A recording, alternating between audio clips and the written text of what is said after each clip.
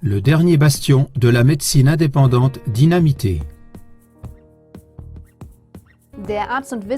Peter C. Götzsche, médecin scientifique, a été cofondateur et scientifique principal de la collaboration Cochrane, un réseau mondial de scientifiques et de médecins basé à Londres. Jusqu'à présent, Cochrane jouissait d'une excellente réputation en tant que réseau de scientifiques indépendants de l'industrie pharmaceutique. Mais en septembre 2018, l'adhésion du professeur Götzsche à la collaboration Cochrane a été retirée sans que le grand public ne s'en rende compte.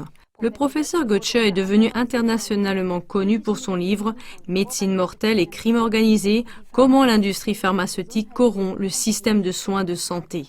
Sur la couverture du livre, le contenu est résumé comme suit. Ce livre parle du côté obscur de l'industrie pharmaceutique, de la façon dont les médicaments sont découverts, produits, commercialisés et contrôlés. Il montre en détail comment les scientifiques falsifient les données pour défendre leurs opinions. Lorsqu'il s'agit de structures criminelles, les groupes pharmaceutiques ne sont en rien inférieurs à la mafia. Il n'y a probablement pas d'autre industrie qui a plus de vie humaine sur la conscience.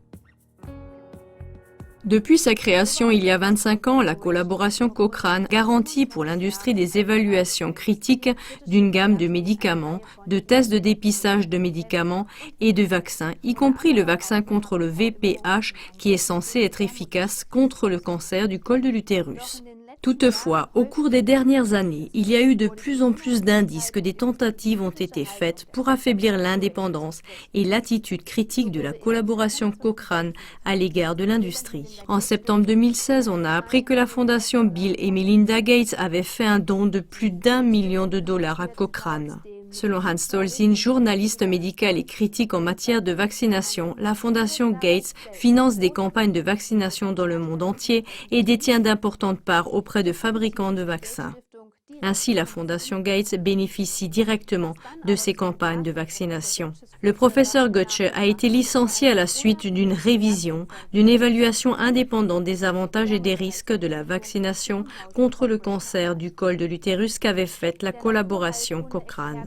René Greber, expert en naturopathie, a déclaré: Là où la question commence à devenir absurde, c'est lorsque cette analyse indépendante implique exactement les auteurs qui ont déjà été payés par l'industrie pour les publications à évaluer. S'opposant à cette étude de la collaboration Cochrane, le Dr Götzsche et 2 autres collègues ont publié dans le célèbre British Medical Journal une révision correspondante. Il a critiqué entre autres les points suivants. Premièrement, environ la moitié de tous les travaux sérieux a été dissimulée.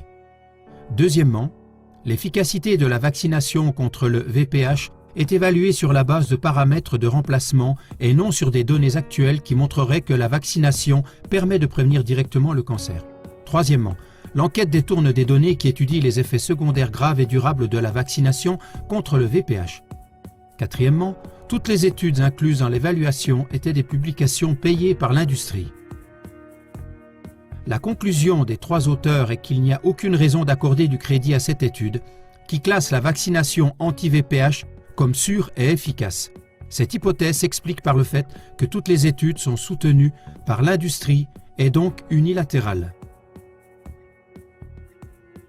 À travers cette contre-publication, Götzsche est resté fidèle à sa réputation d'avoir une attitude critique et indépendante vis-à-vis de l'industrie pharmaceutique. Néanmoins, la collaboration Cochrane l'a exclu en tant que membre après un vote de l'organe directeur. Et cela précisément avec le prétexte qu'il avait nui à la réputation du réseau par sa déclaration critique et indépendante. L'industrie pharmaceutique a donc réussi à se débarrasser de l'un des critiques les plus compétents et en même temps les plus véhéments et les plus influents de la collaboration Cochrane. C'est ainsi qu'en quelque sorte ce dernier bastion d'une science médicale indépendante a été détruit et conquis par l'industrie pharmaceutique.